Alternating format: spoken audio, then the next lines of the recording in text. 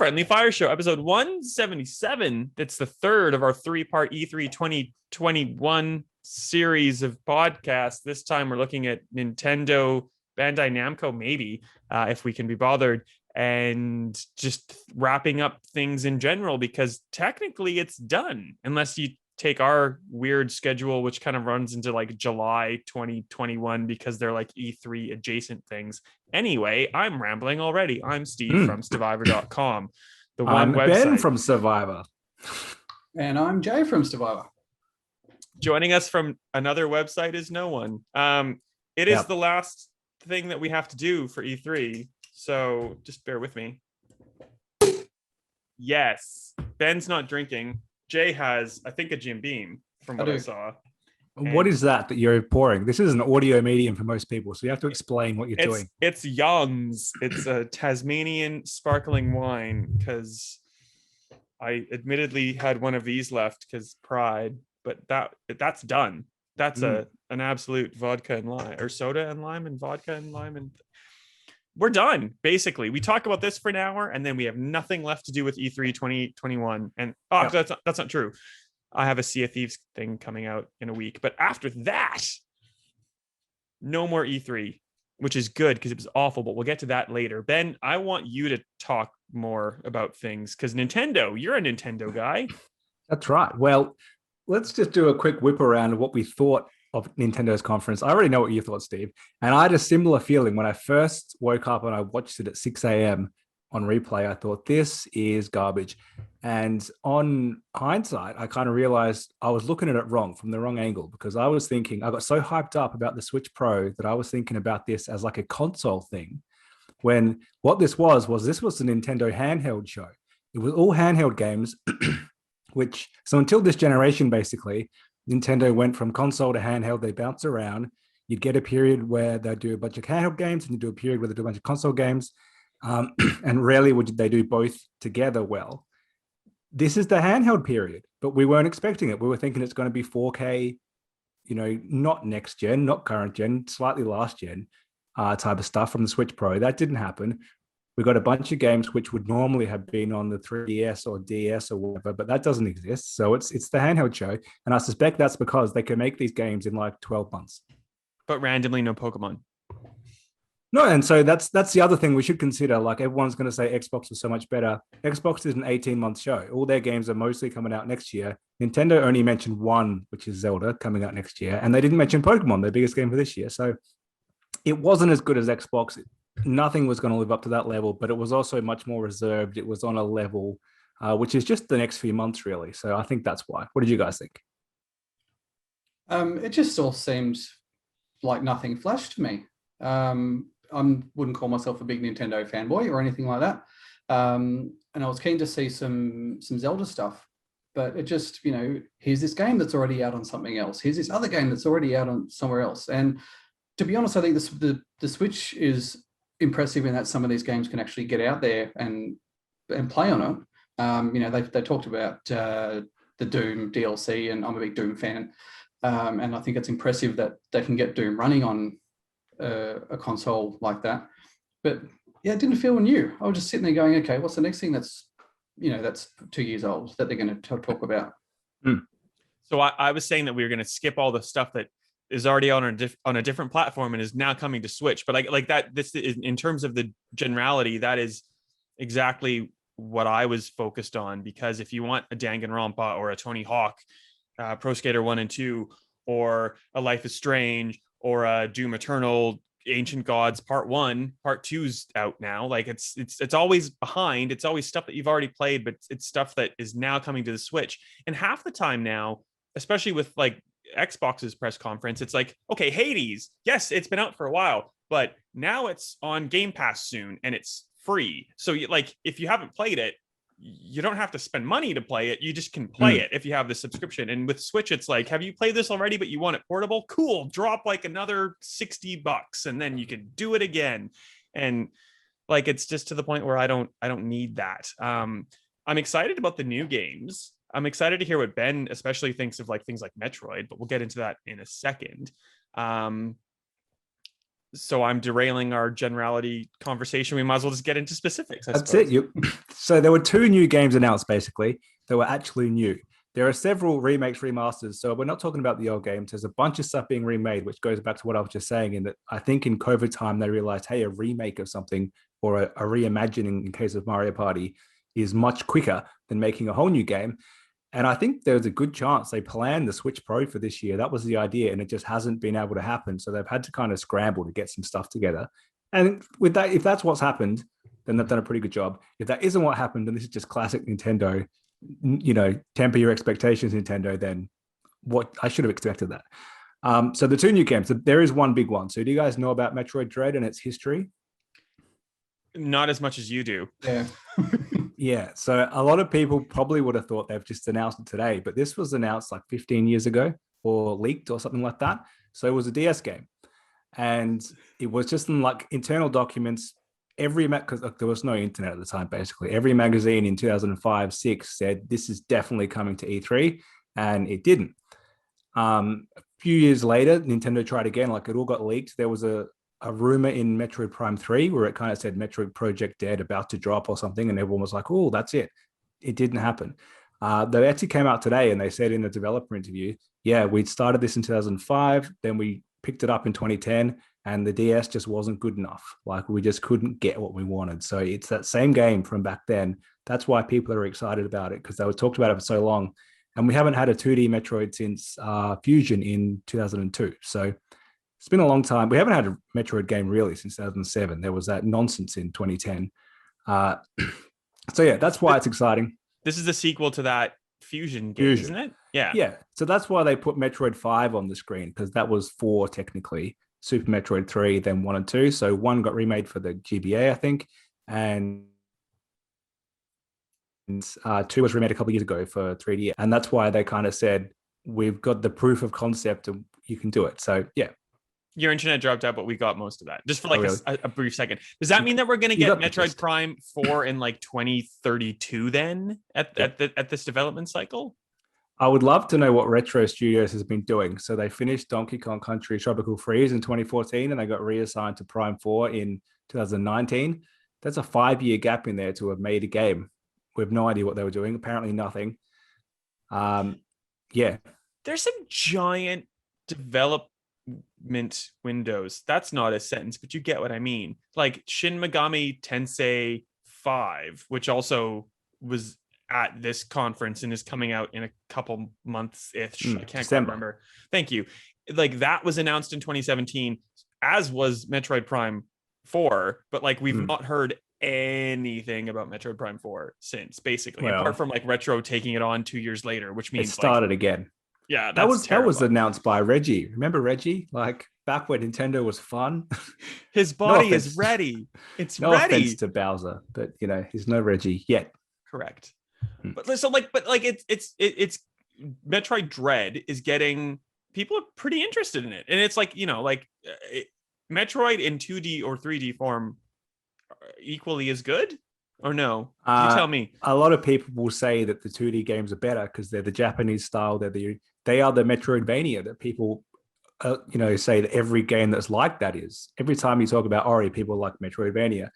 There hasn't been a Metroidvania game since 2002, like by Metroid. So I prefer the 3D games. That's where I started. I would strongly recommend you play Prime. Unfortunately, there's no easy way to do it because Nintendo didn't allow you, but there's a way on PC if you're so inclined to play it much better than any official Nintendo way. Dolphin? That's what? It. Is a mammal. Dolphin is a mammal. That's the thing. Right. Yep. That's it.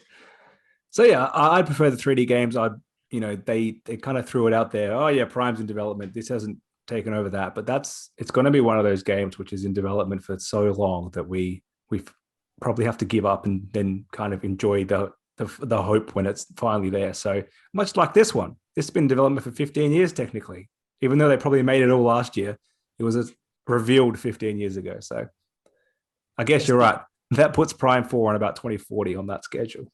Just be grateful you're getting it, and you can pre-order it now, and there's a special edition with stuff. No amiibos. No, 2 amiibos. Sorry, 2 amiibos. I don't really get it. They've already sold out like everywhere, and I don't really get it. But never mind. So that's one game. The other one was WarioWare, and I've forgotten what its subtitle is already. I'm sure it has like a wacky Charles Martinet type of thing. Get it together. Get it together, Ben. Yeah. You're so unprofessional. That's the name of the game. Did anyone see the nipple tweezing clip in WarioWare? Did anyone else notice that, or was that just me? Please detail this in excruciating detail, Jay. Well, I mean, it just had, everyone saw the trailer. It had little clips of their little micro games. They're not mini games, but they're micro games, so smaller than a mini game. But there was one section where there was a statue of it looked like a statue. It was all grey, and it was an Adonis type guy, buff, six pack and all that. And the two players seemed to looked like they were either tweezing his chest hair or potentially his nipples. That's what WarioWare is. So yeah probably. I'm suddenly far more interested in WarioWare. Get it together. I think it's your type of game, Steve. They're like 3 to 5 second mini games, micro games. I don't mind a WarioWare. I don't mind a Mario Party. We'll get to that, I'm sure, later on. Yes, we will.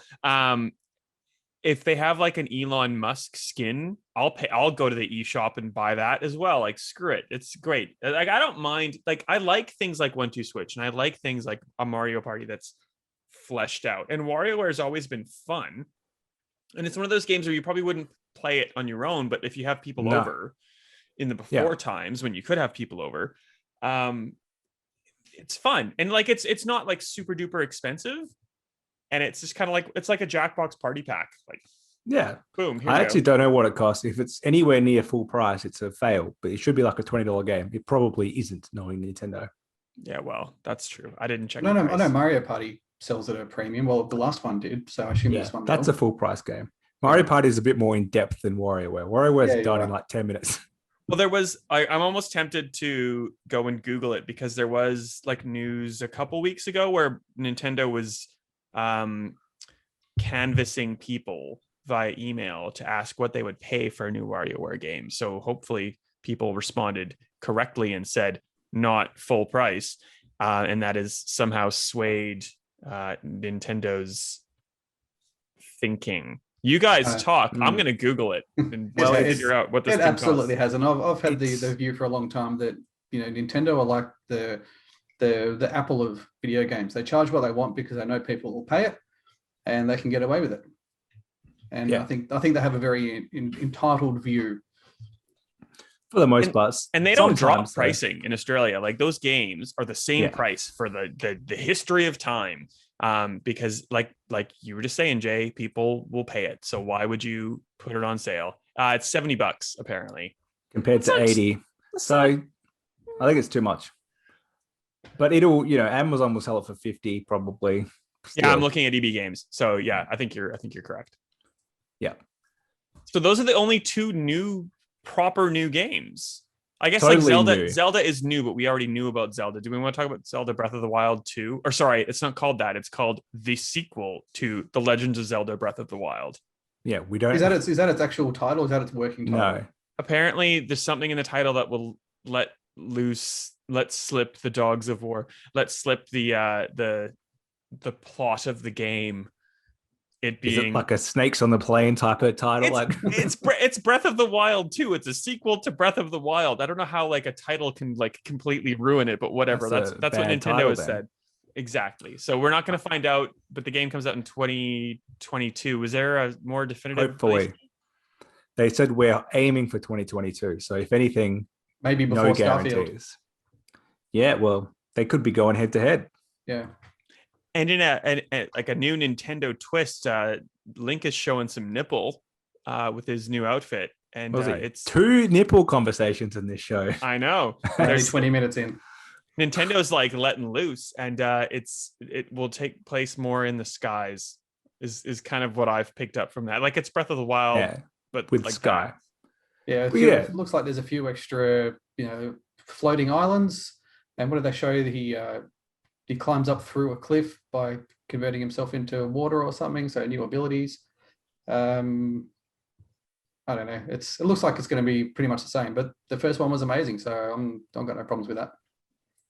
It's a classic sequel using the same assets, which lets them do it much quicker, but they're still taking their time. So Yeah, it's one of those where you know it's going to be good based on the first one. We don't really need to see anything, but people, or specifically hardcore Nintendo fans, are desperate to see anything, and they gave them a little taste. That's all they wanted. That's all they needed. Hopefully, we see some real gameplay next year. And new nipple. And yes, well, that's all you wanted. People who draw like is it 42 or 52? People who draw like risque things are probably like foaming at the mouth about extra nipple or additional nipple. Just like they did when he cross-dressed in Breath of the Wild. So like that's fueling fan art for the next at least 16 to 18 months. Will they make amiibos that let you fast travel? Absolutely. There will be some annoying trash like that.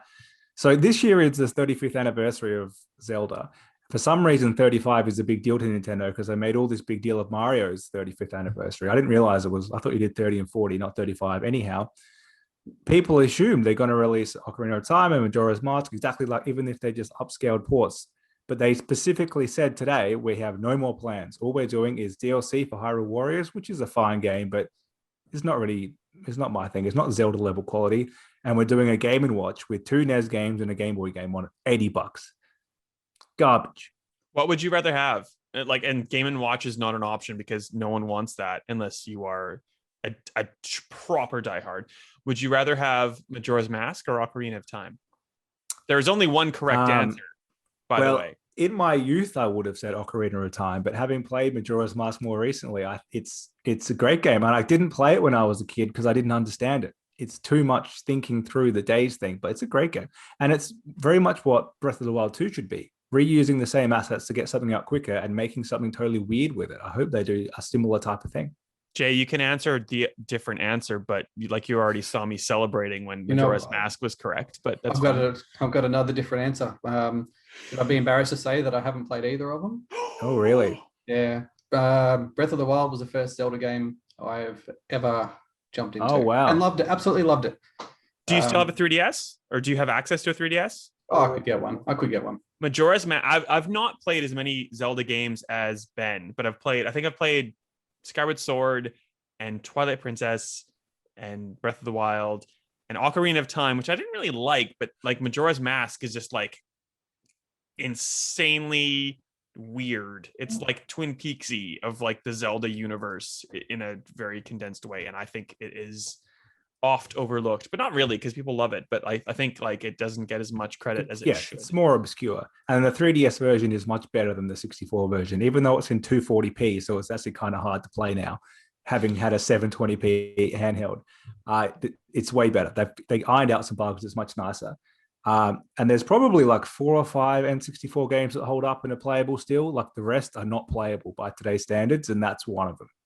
So still, I'll jump on it.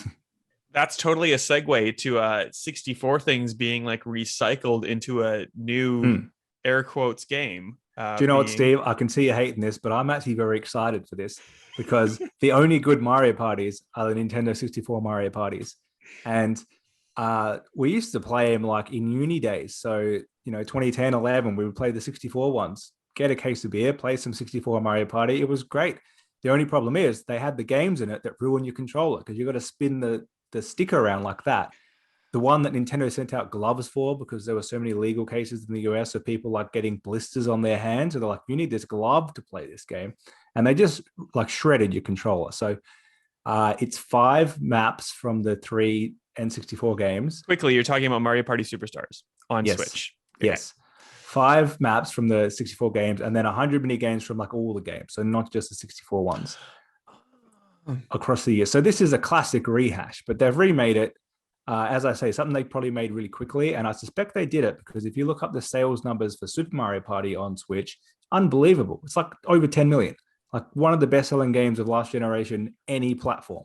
But also they sold it without multiplayer online too, initially. Exactly. Well, which was amazing. I bought that not realizing, idiot me, should have done my research. I bought it during lockdown thinking, I'll be able to play this with some mates that have got it. And then I realized that they couldn't release it. And the idea of having it not as a multiplayer blew my mind. So this one at least comes with it out of the box. I'm reasonably sure I put that in my review, but now I'm going to have to go back and double check and frantically edit. I mean, I totally read that in your review, Steve. I think I did. But like that game, they just added it, by the way. Gangbusters, but was gross. Like it was not. You didn't like it? like not I didn't compared play to it. not compared to like the 64 era Mario Party games. Like I didn't have a Nintendo 64, but my cousins did, and that was always like the Christmas or the Thanksgiving or like the thing that we did as like a family group. Like just like all the parents went upstairs and whatever, and we all went downstairs and played Mario Party, and it was insane. And I have like very fond memories, and I've never been able to kind of like match those memories. Exactly. And you go to a WarioWare maybe, or you go to like a Jackbox Party Pack instead, and hopefully this will rekindle that in my life. I've never been able to move to beyond 64 Mario parties. No one's interested in playing. They just want to go back and play the one they know. So it's for people. It's for us. It's for the older Nintendo fans. I'm sure there's kids who like Mario Party 10. That's the jam. I hate these dang old ones or the newer ones since then. But yeah. Back in my day in 1995, I just went down to my cousin's basement and played Mario Party. That's it. Yeah. So they're bringing that back. They've no doubt made this super quickly. It will sell 10 million again. And I'm actually excited for that one. And in the same vein, if you're a Sega fan instead, you could also play other games from your childhood. Yeah. So Super Monkey Ball. Yeah. What is it? Banana Blitz? Banana Mania. It was really long. I didn't actually quite get it. They showed like a reel of here's like the 6 Super Monkey Ball games. Is it all those games remastered? Is it a small selection? 3, I think. Okay. Well, it's still pretty good. Yeah, it's Super Monkey Ball's good. I don't necessarily need to play them again, but if you haven't played them, it's worth playing. This is what made me feel this morning. This whole thing is so 2002 because back then it was all about like Super Monkey Ball on GameCube and Advance Wars on GBA. Like we're just back in exactly the same moment. So, yeah. Well, Super Monkey Ball is on like everything, PC, every console. Advanced Wars, you just mentioned, that's a thing that's exclusive to Switch. So that's at least a Nintendo specific thing. Yeah. Well, this is why the handheld Nintendo fans are enjoying this, because the two things I thought we'd never get is another 2D Metroid and another Advance Wars, because Nintendo seemed to abandon them in 2002 or maybe 5. Advance Wars, I think, did get a DS game. I'm not really a strategy turn-based type of player, but I did like Advance Wars, so I might try. It's 1 or 2 remastered. It's a classic. There's no way they would have released this on a home console on Wii or Wii U. It's the handheld time where they can get away with it saying, oh, it's the handheld. That's fine. If you just release that on a console, there's no way it would fly because it's too basic. But they remaking this game probably took them almost no time. So that's why it's coming out. That's why we're not getting a new game. It appeased those people. Nintendo definitely heard, why aren't you doing Advance Wars? And they've plugged the gap with it. So it'll probably do pretty well. It has the worst name. It's got a classic Japanese name because they've done the old 1+2 rebooted or whatever it's called. It's Boot Camp, because boot camp is a thing with an army. Oh yeah, there you go. Well, it's better than every Final Fantasy name ever. Like, oh yeah, that's someone sitting in that meeting room going, "I've got it." Yeah, and no one was impressed. Something that, like Jay, you said you were kind of keen on is Project Zero / Fatal Frame, depending on where you live in the world. Maiden of Blackwater, which is a 2014 Wii U game that is now being remastered on, again, not just Switch, but like everything by, is it Koei Tecmo? Yes. No. Yes. Something like that.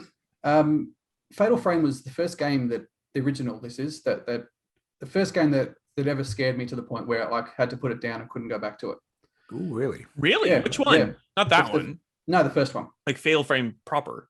Yeah. What was that on? And when-ish? Well, sorry, put you on the spot. What I played that on was probably not on what it should have been played on, so that's about as far as I should mention Dolphin. That. Oh wait, is a mammal. That's whatever. Cool. Yeah. Great. But yeah, it genuinely scared me, and I don't scare easily, particularly with games. So yeah, for a game that had an impact on me like that, and I never got a chance to play any of the others. So this is the one thing I thought, here's another game that's been out before, but this one actually grabbed my interest. That said, I couldn't help but notice that really creepy section of it. When I say creepy, they were talking about the photo mode. And as they were talking about the photo mode, there was just a really creepy view of one of the characters, and it straight away made me think they're appealing to the either the creeps and the pervs or the 13-year-old boys who will, use photo mode for the wrong reasons.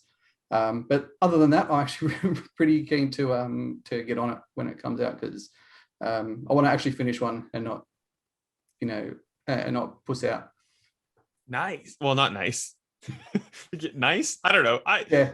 There was a lot of things that I said nice to, and I regret some of them, but I appreciate your thoughts. And please save me. Please save me. Well, I don't know anything about this Fatal Frame. It's just interesting because it's like how many Wii U games are there left to go to Switch, and they've managed to dig another one out. So there's almost nothing left. This game sells for like $300 on Wii U, which is like outrageous. So those people are out of a job now because you can just buy it on every other platform. Like, yeah, I don't feel like this is one I'm going to revisit. It's No. like it seems like a bad Silent Hill or like Resident Evil clone that like hasn't been continued in the current sphere climate, probably for reasons that are it's not great. But who knows, maybe we'll be surprised. Koei Tecmo is also, I think, behind that weird Final Fantasy Origins game that's coming on every platform, but like it was in the Square Enix presentation that looked like it was like a PS2 game. So I'm not saying there's a level of quality that is kind of below the bar in comparison to the rest of things, but I am also saying that at the same time. So okay. Yeah, cool. Let's move it along. All right. This game that none of us know anything about. Is there anything else with the Nintendo that you wanted to talk about, people? No. There's Tekken character coming to Smash. We'll get a direct for that. We'll get another direct for Pokemon, which are their biggest things for this year. People just love Smash Bros. And Pokemon. So I am hoping, and this is probably misguided, that they did have some bigger stuff to announce that wasn't handheld styled. The Switch Pro got delayed. All those games had to be delayed too. So it's possible, unlikely. Do you think in maybe September-ish we'll get news of like the Switch Pro for holiday, or no? What do you like? What do you think? I think it's coming next year now. I think maybe it was planned for this year, a year after the Xbox and PlayStation launch, probably would have made sense. But this whole, we've talked about it a couple of episodes ago, the silicon thing, which makes it very hard to manufacture any console. The fact Nintendo seems to have struggled more than anyone with development during this time. And the fact that the Switch is still selling crazily good at the moment means they don't really need to. And they want to extend the life of this thing as much as they can. They don't want another. Most of Nintendo's platforms have only lasted about 5 years, less for the Wii U. So they probably want to try to get this closer to 10 if they can. And I think maybe if they push it to next year, it's just a win all around. So they get more games out. Probably Breath of the Wild will look amazing because it'll be like, oh, look, it's actually now in fake 4K. There's no way it's native 4K. It'll be like maybe checkerboard upscaled. But yeah, I doubt it. It might happen, but I really doubt it. Jay? Yeah, I think we're going to see a Switch by Christmas, a Switch Pro Christmas next year. But I couldn't help but notice, and could just be me, but the visuals that they showed from the new Rabbids game seem to be a little better than what I'm used to seeing on the Switch. Too good. Yeah. So yeah, it seemed to be that maybe this is something that they're that might have been footage from from the what is to be the Switch Pro. Good catch. Is that the case? That's speculation, obviously. Is that the case, or is that like is that Ubi CGI only? Well, yeah, is that Ubi doing like a Watch Dogs like reveal? Yeah, back in the day. That's a good point. That could be running on the most powerful machine that they've got in their office. Which, yeah, but like it also, and I what do you think about silicone chip set shortages in general? Because that's something facing like Nvidia's things It's and everything. Xboxes and like is it like was this supposed to be an announcement that just couldn't be because they couldn't make enough to satisfy Nintendo's, like they obviously have to like recoup the costs initially to make these things before they sell them all. So if they couldn't make enough, maybe they just went, now we're not doing it yet. We'll wait. Is that a factor, or am I just being I too? think Nintendo have had enough trouble with selling, trying to sell consoles that are just not available. Switch has had some problems. They had the same problems with I remember back when the Wii first came out, it was impossible to buy a Wii around that first Christmas. They've been through it before just because their product's so popular. I expect that. I think that they've held back because they see what has happened with the Xbox and the PlayStation, that no one can buy them. You can't even pre-order them at the moment. So why not wait? Maybe even review their builds when the hardware is available, and they might be able to do something even a little bit better. And with new hardware, squeeze a little bit more battery life out of, up their specs a little bit with the advantage of time. And Nintendo still has this problem with the Switch right now, basically. So why would you announce / release a new Switch if you're not really pressed to? Yeah, exactly. As Ben said, they're making enough money selling the Switch as it is, and it's not being discounted anywhere, I don't think. So they're still making just as much money off it, if not maybe even more so as things get cheaper to build down the line. Yeah, I think you're right. I think it'll come out maybe next September because they'll want to have that push. They'll have 3 models on sale if they do that. So they'll want to clear out probably the current one and discontinue it. And then just have the Pro for people like us, and you have the Lite for kids and entry-level people. So they'll want to clear it out near Christmas. It'll probably come out. I don't see it coming out in like February or something, because it's just, how do you move that stock? I do think just the style of game, they all seem to be that handheld portable mode style. The fact that they've all come out now, it just reeks to me of, we're getting rid of these ones now because next year we need to push look how great these ones look on the Pro. It's too weird to have that style all lumped together otherwise. I wish the Nintendo would kind of just like shoot for the moon. Like they're always like half a step. That's not what they do. I know, but they're always like half a step behind, and it's just like it's always like a game of catch up, really. And like it worked out for the Wii because it was like a cool concept that was like it's some weird hybrid of this, that, and the other, and it didn't work for Wii U because it didn't work because it was just like and like Switch has once again hit that cool like niche gap in the market, but like now it's bad. It's not bad. It's lesser visuals, lesser resolution, lesser power, and yes, there's the gimmick of the handheld, but also like it came out at a time where like we're all stuck at home, so it's not like you're on the bus or on the train or somewhere like on vacation just playing on your Switch. So like I just wish it was at least equal to what other people are putting out, because then you get like a Doom Eternal or whatever day one on this console because it's powerful enough to play it as like PC and blah blah blah blah blah. And that's not going to happen. I know that's not going to happen. Not going to I happen. wish that would happen.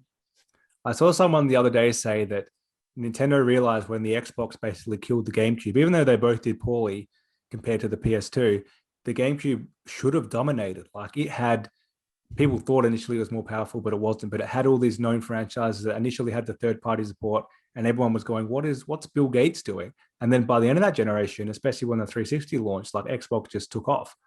And that's where Nintendo realized there's not space for 3 consoles competing with each other. And since then, they haven't tried.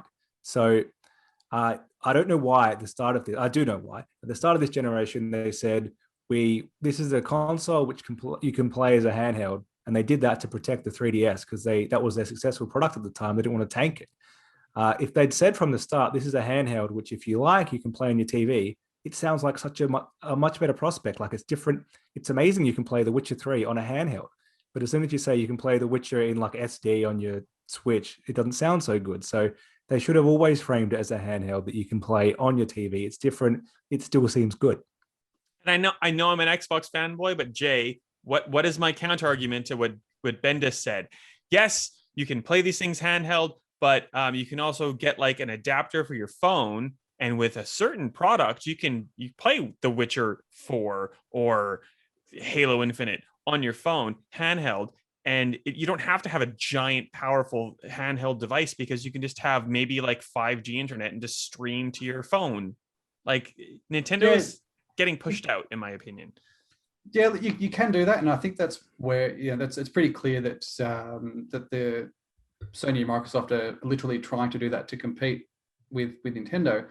But for us in Australia, I mean, 5G might be able to do the job, but only for $1 million if you're willing to pay for a mobile plan to support it, because the data transmission on that is pretty high.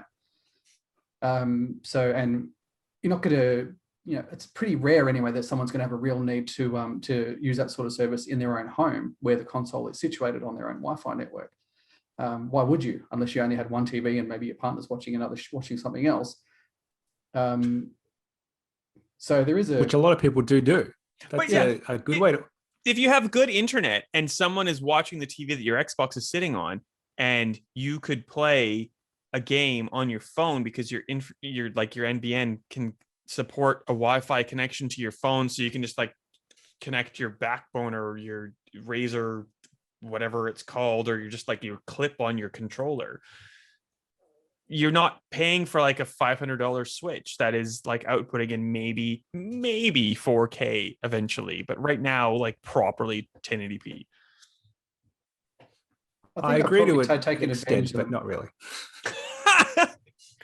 But you don't get Mario Party and Zelda. And I also understand the appeal of Nintendo's like first party games. I honestly do, but I don't know. How often do you pick up your controller and stream? Like, you need to take off the phone case, because like the Razer Kishi I have is good. Like, it basically controls like a Switch, but it's not quite as comfortable. You need to take off the phone case, put the phone in there, change to like streaming app, load a game. It crashes the first time, you load it again. It doesn't recognize the controller. Like, it takes 20 minutes to start playing. Switch is on straight away, except for mine, which a couple of days ago, I tried to turn on, which is completely dead because I haven't turned it on for 6 months. And I had to do all this troubleshooting. Nintendo's website's telling me it's ruined. I found some guy on YouTube who's like, no, you need to take off the Joy-Cons. Don't put it in the dock, plug it directly into the power for like 2 hours. Then Nintendo says hold down the power button for 12 seconds to reboot. You've got to hold it down for like 30 seconds, and then it restarted. I'm like, oh my God.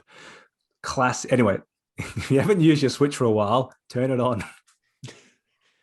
I haven't in a while, to be honest. So that's also a problem for me, but that's just me. Well, that's how to fix it. So there's a hot tip. You should write a guide. I think I use my Switch in handheld mode. Probably only when on a plane. So it's been a while since I've done that. A what? Yeah, one of those. Yeah, I got it so I could play games with my kids. So there's just because there's an abundance of games, but the portability of it, it sits in my bag when I go to work. But I'm watching TV on my tablet.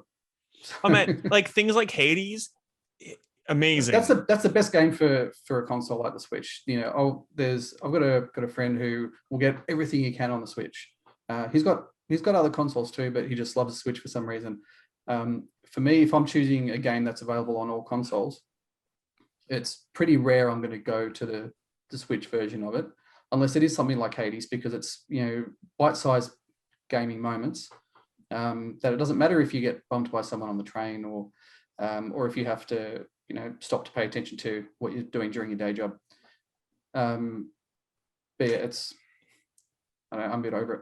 And if third-party publishers, developers, like in the case of Hades, enable things like cross progression, like I will play Hades on my PC, which is in front of me right now. If you're looking at the video, like I will play on Steam and get so far, and then like if I know I'm going to go somewhere and it's going to take like an hour to get to where I'm going, like back in the before times, because I never leave this bloody room, I will like take my Switch and sync my cross progression save and play Hades for like an hour, and then like I know that when I can sync back and play on my computer again, like it's like if you are developing a game for Steam and you're not Nintendo, that is what you should be doing. You should have cross progression, cross save, cross everything that is cross. So like I paid for it twice, and I do not regret paying for it twice, because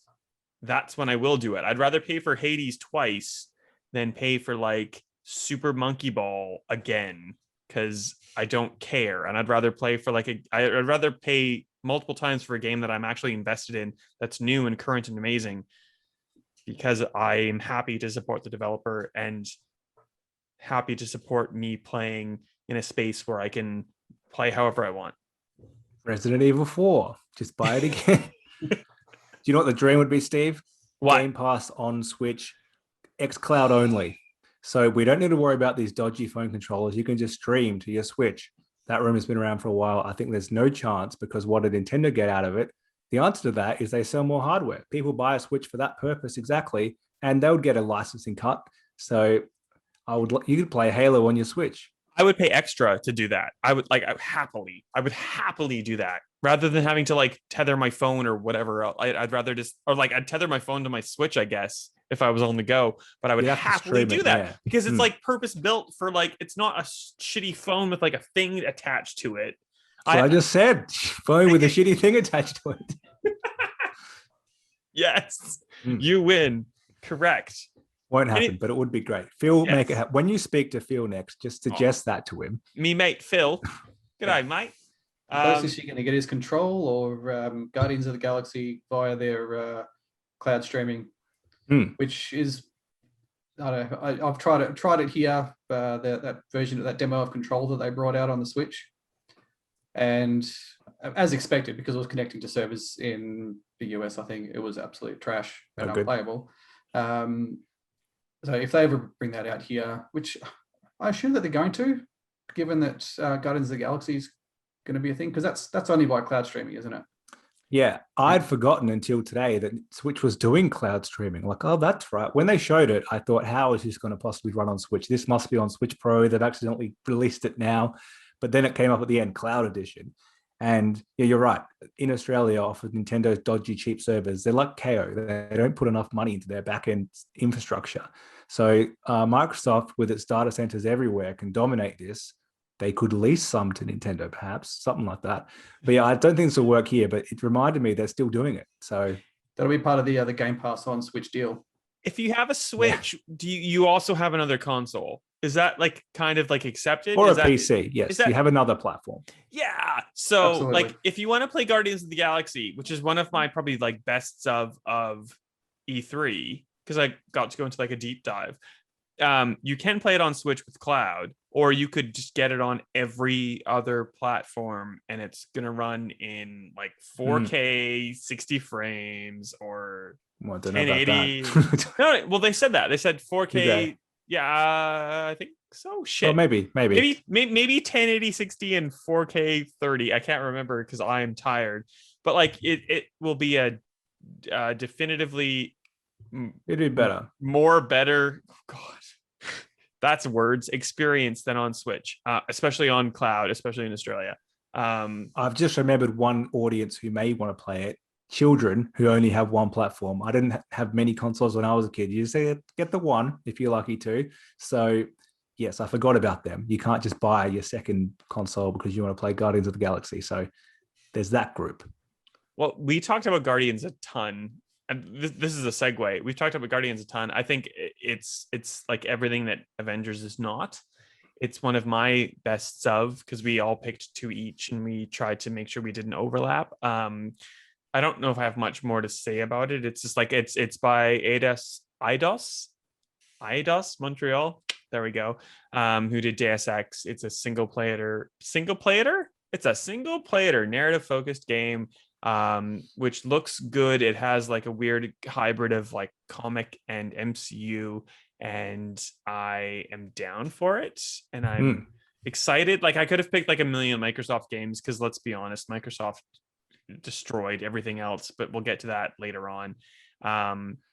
So like picking something else that wasn't we're gonna kill chaos, Guardians was an actual bright point of the Square Enix press conference for me, and I hope you guys are potentially equally as excited about it as I am. I don't know. Looks like they captured the humor of it really well. But I think they've got the original writers involved in it, so that would kind of make sense. Adjacent. The gameplay kind of looked a little bit off to me. I mean, it's hard to tell in a trailer, and I don't know what it was about it. It just looked like, what I'm worried about is that you're going to have this same old thing where you go into a room, kill the bad guys, go down a corridor, another big room, kill back, because that really seems to be all that. It's all that stood out for me anyway. That said, if it's funny and got a good story, then I'm down with it. I'm just. I think that's what it will be, but I think they'll do it well. I think it will be the story will make that enjoyable and it will ramp up well. So yeah, hopefully. Yeah, the familiar characters that everyone, if you haven't seen the Guardians of the Galaxy films by now, then there's something wrong. So everyone's going to know the characters well enough. If it's an easy game to pick up and play, then it'll do well. But movie games are a bit hit and miss, more miss. So, but comic book games can be great because we have Spider-Man, which is very good, and Deadpool. Yeah, that's right.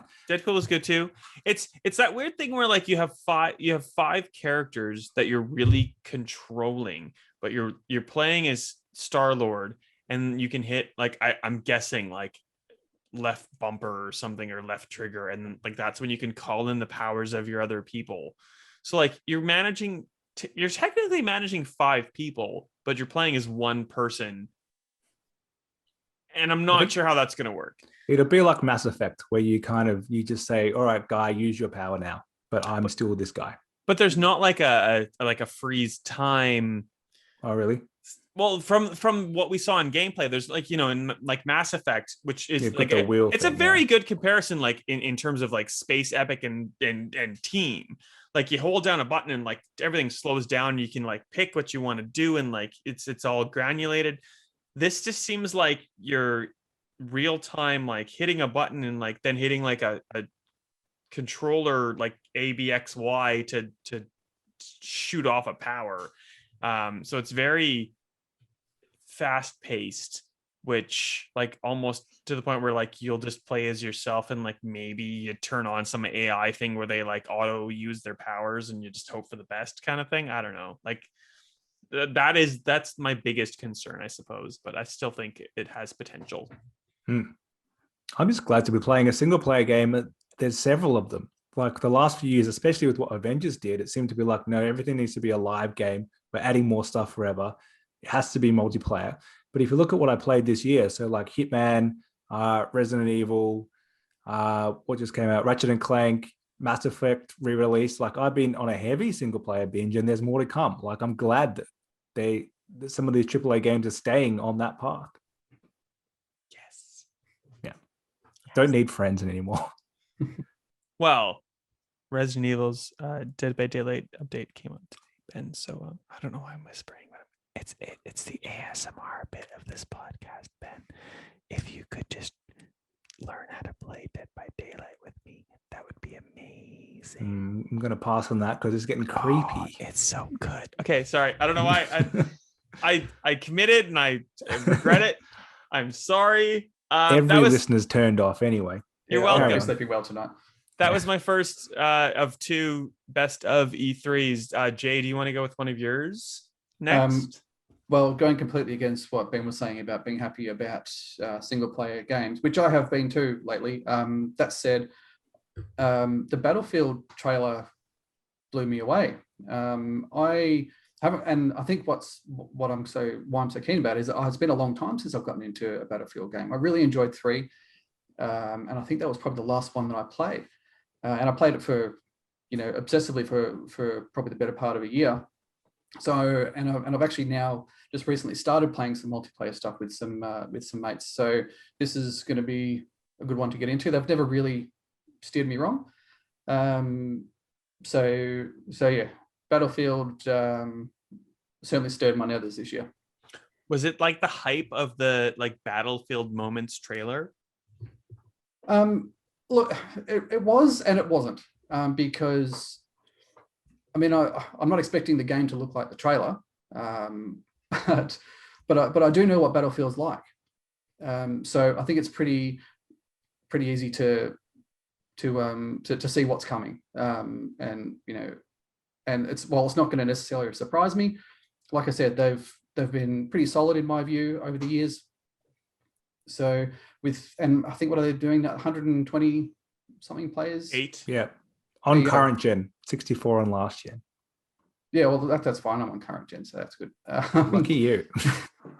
So are you. What are you talking about? So are you. No, I'm lucky too. So yeah, the trailer certainly did hype me, but it was more taking a step back and trying to be realistic of what it's actually going to be like, which will be nothing like the trailer, but still a good game. What I'm expecting anyway. So I'll probably pick that up pretty early on. Do you consider this, Jay, to be modern warfare or like future warfare? Like it's 20 years away. What's that? Is that modern?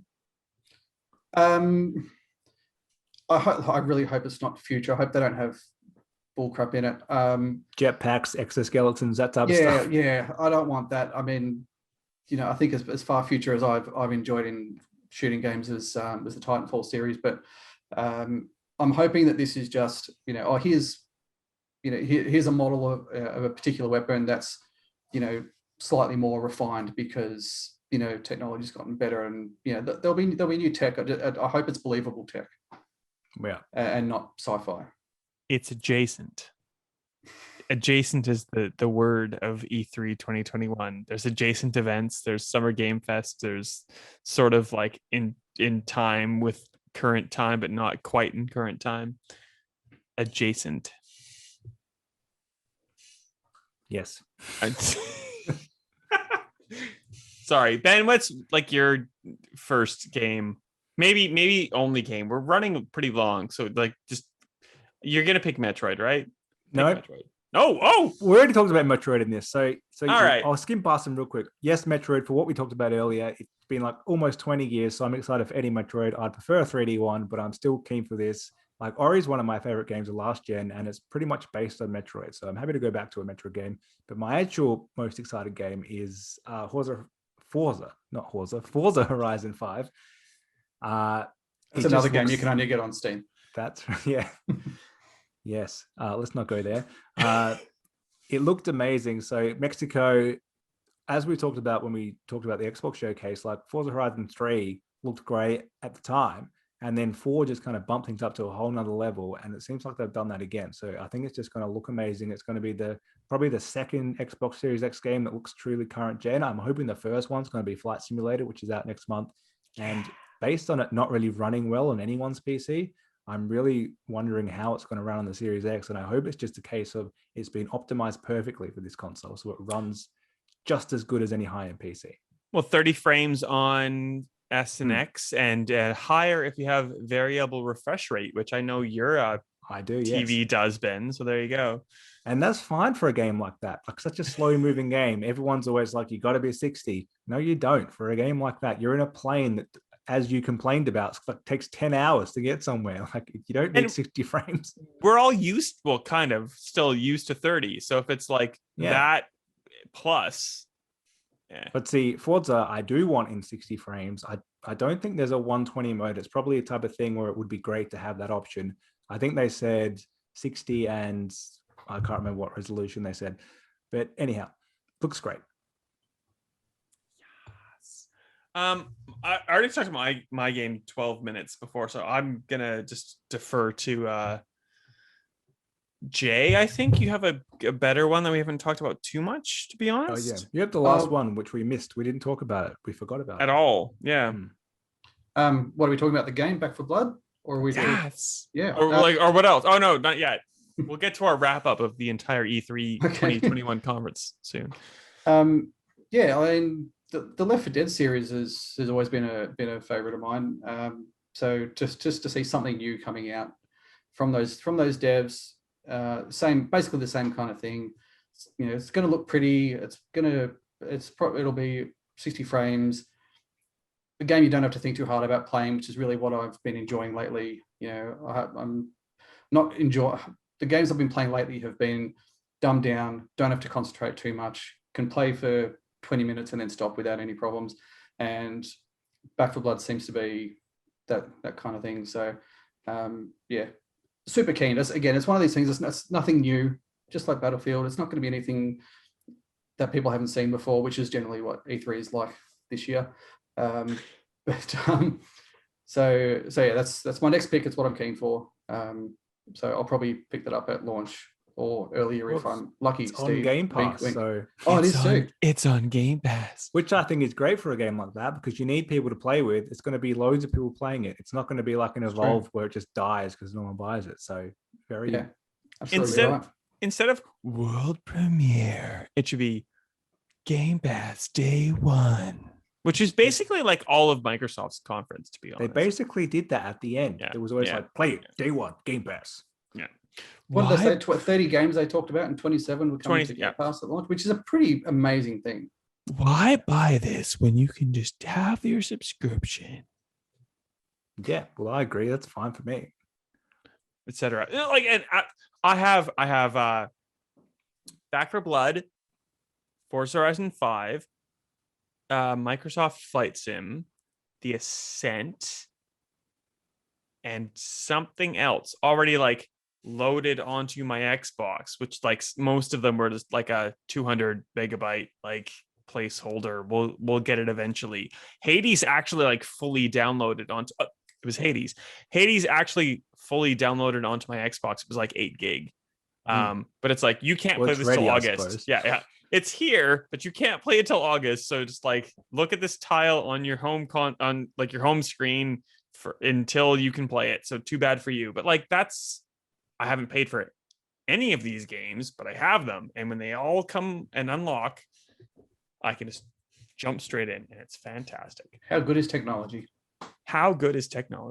So we're in the wrap up now. You're basically wrapping up with how great Game Pass is. Yes. Xbox One, obviously, because everybody else was shit. Nintendo, not as bad as I initially thought. And like Ben said before, easily like the second place, and like basically everybody else was just the worst. Horrible. Gearbox like won an award for most anticipated game for the only game that they announced. Like, cool, congrats for you via the ESA because you spent money to promote your live stream, I guess. Like, cool. Really enjoyed seeing the set of the Borderlands film. Yeah, we got so much detail from that. It was amazing. Do you have any idea how much inside information I picked up from that video? Oh, it blew my mind. How did they shot? Fucking stupid. It was, pardon the French, it was stupid that they just did that. Like, it made me so mad. Like, but they were worse, right? Like Capcom was meant to be even worse. I didn't watch it because it was apparently so bad. They just announced nothing. Capcom promoted games that had already been announced, and they said, due to popular demand, we're making Village DLC for Resident Evil. That's it. The game that was like Reverse. I don't know what you're supposed to call it. The multiplayer component for Village that was supposed to come out at launch in May, which just like catastrophically failed in beta testing, and didn't come out at launch, is now coming out next month. And that was the Resident Evil announcements. And there's like, there's Monster Hunter games coming up, but you already knew about that. And there's like the Great Ace Attorney, the games that have already been out in the East are coming out on Switch, and like they're coming. That's cool. Like, it was all gross. Bandai Namco did House of Ashes, which like I wrote a giant preview about last month, and it was the same information. So like, that's cool. Thank you for that.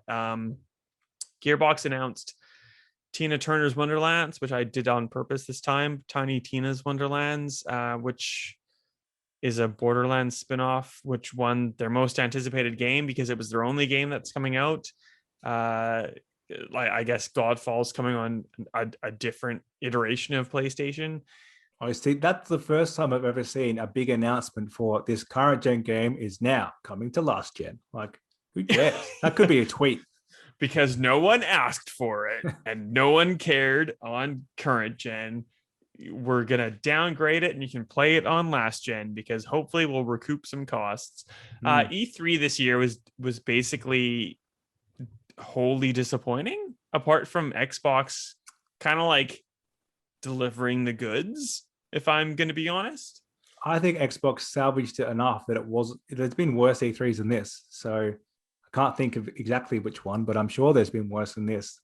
So which is so good that I think Xbox alone was worth watching. Not worth going to LA for it. I'm glad we didn't have to for that, but worth staying up until 4 a.m. to watch it. So yeah, I think it saved enough. It showed us that Xbox is on the right track for this gen.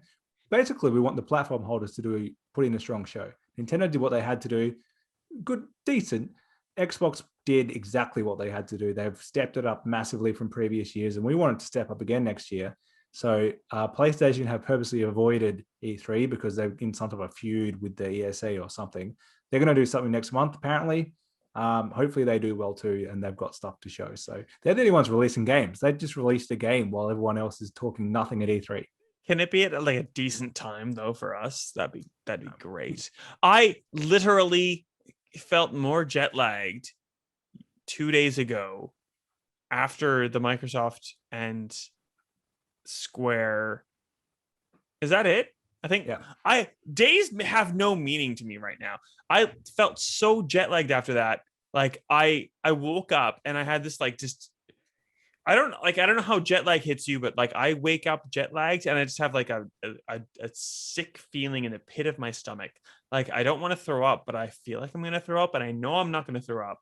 And it was just the worst. And I had that the other day and I'm like, I've literally just been at home and I hated that. I hated it. Jet lag without the pleasure of a trip. Exactly. So that sucked. I wish that Sony would have just done something, like just put it in here so we could have just like been done with it. Yeah, like just like, you know, there are a lot of games writers right now that are just like absolutely exhausted, and just the thought of like having to do this again in like a month is kind of shit, to be honest. But it'll just be one thing. I don't think Sony have as much stuff to announce as Xbox because they haven't just gone and bought 15 studios. So I don't think it will be as intensive. And it depends what they do. Do they, in COVID times, do they follow the Xbox lead of we're only announcing 18 months ahead at most? Or Nintendo's lead, we're only announcing like 3 months ahead. That seems to be their thing recently. Or do they do classic PlayStation and say we're going to Final Fantasy VII Part 2 remake is coming in 2027. The Last of Us Part 3 and 4 and 5 and 6. There are so many E3s we've been to where everyone said Sony killed it, but they announced games 7 years away. So I don't know if they would keep doing that now, which means they have much less to announce. But to their credit, they've been the only one releasing stuff in this generation so far. So we got Returnal, we got Ratchet and Clank, Spider-Man was a new game at launch. Xbox haven't released a game really. So, well, like the Medium, but like that wasn't even their own, was it? That's now coming to PlayStation. So yeah, so they haven't released a game. Exactly. Jay, you had a very amazing insight into Devolver's press conference, which some people loved and some people hated. But regardless, I'm sick of Devolver's press conferences. I mean, it was funny once when it was edgy, but now it's just like, you know, it's just like watching the third shitty movie in a shitty movie franchise. There was 30 minutes of presentation. 10 minutes roughly, I did the numbers roughly, it was 10 minutes of game content. So, you know, they look after a lot of indie devs.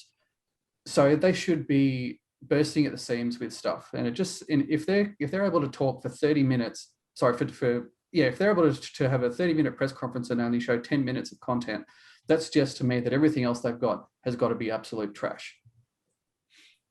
And what they had to show wasn't really mind-blowing in the indie game space. I mean, with indie devs, you're never going to get the AAA quality, or rarely going to get that, and that's understandable. There's still some amazing indie games out there, but the only one that came close to piquing my interest was I think it's Trek to Yomi, maybe. That was the black and white samurai side scroller type game, and it just looked quite really refined for an indie game, but nothing else really blew me away.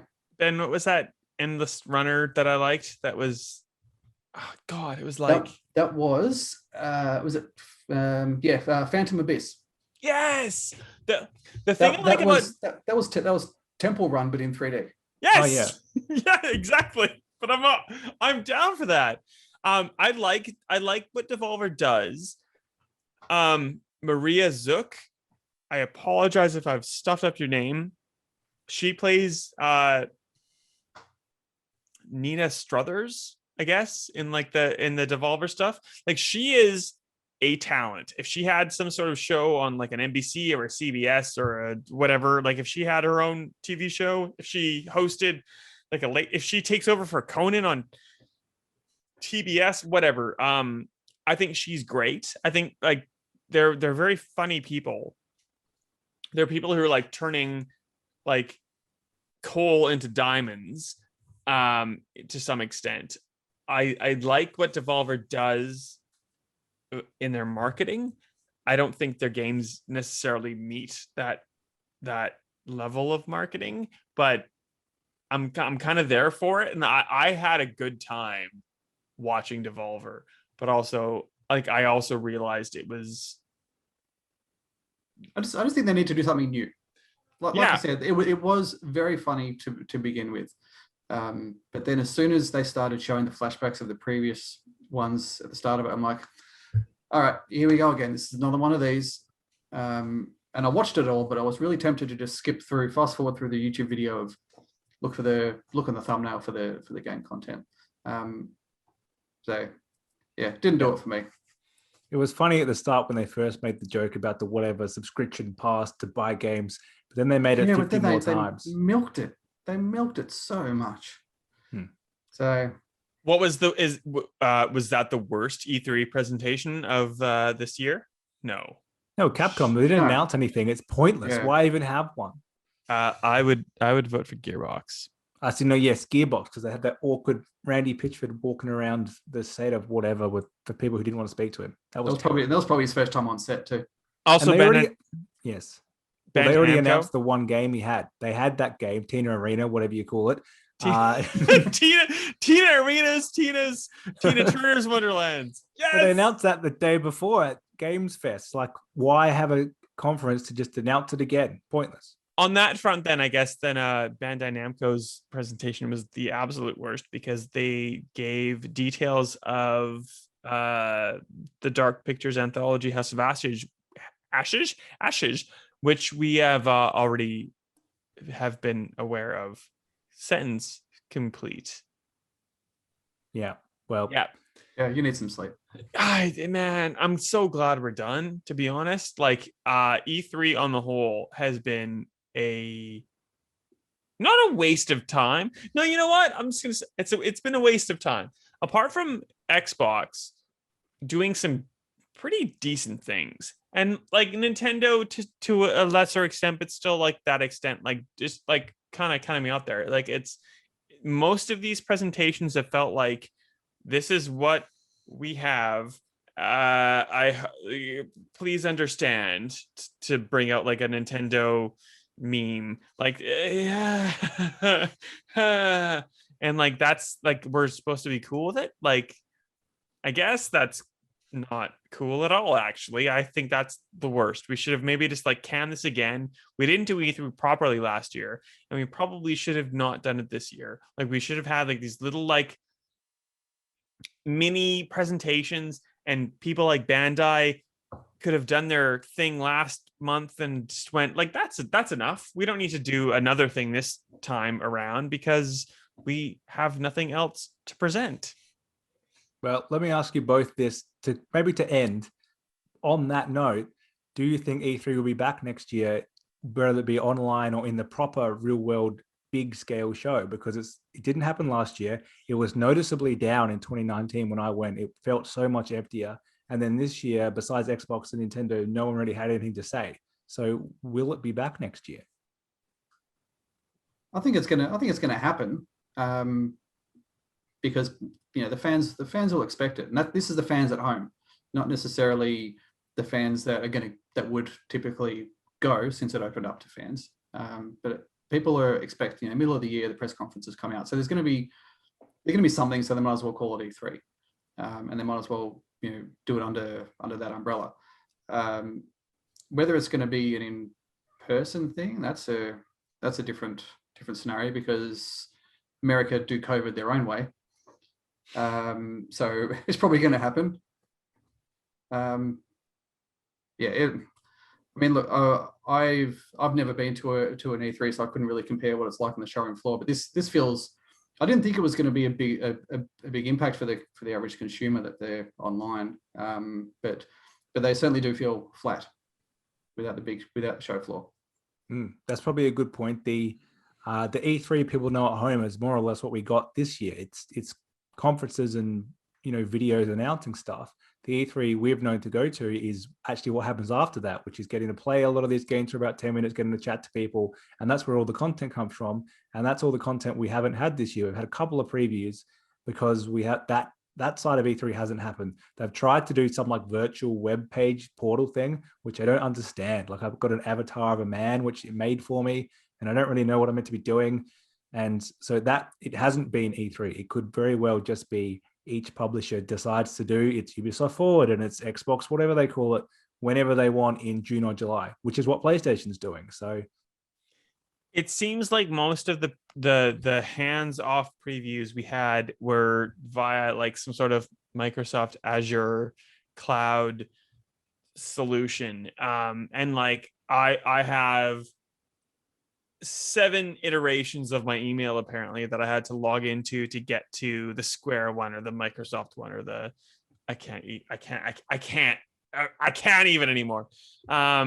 Which like we're good, but like this has happened the entire year. It's like here's a 20-minute video that you can watch that like talks about the game, and it's like it's very marketing, like this is the most visceral game with visceral combat and visceral blah, blah, blah. Like it's that kind of shit. Like it's where it's PR just like really like hammering home their messaging. And if you were new to this kind of game, you'd be like, oh man, this is so visceral. And like if you're a little bit like more like cultured like experienced, jaded, that's the word. You're like, okay, yeah, like I get it, like cool, thanks for that. The only game we've had hands-on with the entirety of E3 is Rainbow Six Extraction. That was Hamish. So it's kind of just like you're getting like these very very crafted, very specifically messaged messages, because I'm tired of games sent at you, and like you either take it for what it is or you try to like get into the cracks to see things for what they are. I don't know. I feel like E3 is dying. It might not be this year. It might be next year or the year after. But like I feel like at this point, publishers realize they don't need to spend money to have a thing in physical space, and they can instead have this like live stream thing that has like a very focused message to try to focus and articulate what their game is without people critiquing it. Like they certainly properly. have a much greater level of control this way. Yeah. So like I'd love to go to E3 again with all of you. I don't think that's going to happen. I think it might happen like maybe one more time or maybe 2 more times. I don't think that this is I think it's a dying thing. it was dying before COVID. It needed, and I think it knew in 2019, it needs to reinvent itself, and they were trying to figure out what to do, because a few years before that, they opened it up to the public, and that just blurred it even more. Like it used to be, there was an odd amount of trade people when it was trade only. Like there was a small amount of people were journalists. A lot of people seem to be like EB Games employees or whatever they're called in other countries. And it GameSpot. Kind of, Stop. Shit. Yeah, that's it. Yeah, so then they opened it to the public, and then then the publishers started to pull out. Like Sony left, EA left a couple of years before, and they just parked across the street basically. But then they moved a bit further Acti, away. yeah, Activision were in the all they, but like they still want to be there for the media. So like I had a Star Wars Jedi Fallen Order appointment in the E3 convention hall to play hands on in like a hidden little room which had no labels on it because EA was officially not there. But they knew if they wanted the media to come and play it, they had to do it like that. So they kind of said, like, go to this room. There's no branding at all because we're not here. And then I went to go see COD across the road in the hotel room. Like that's what their publisher still wanted, was that media coverage. And E3, the ESA for E3 kind of want to go the other way. They want it to be a PAX. So which has no announcements. Like there's pointless going to PAX as media because it's not for you. So I think it's confused about what it wants to be. Gamescom do it by splitting it up. There's a section which is just media, and there's a section which is like millions of people. And yeah, I think E3 needs to decide what it wants to do. Yeah,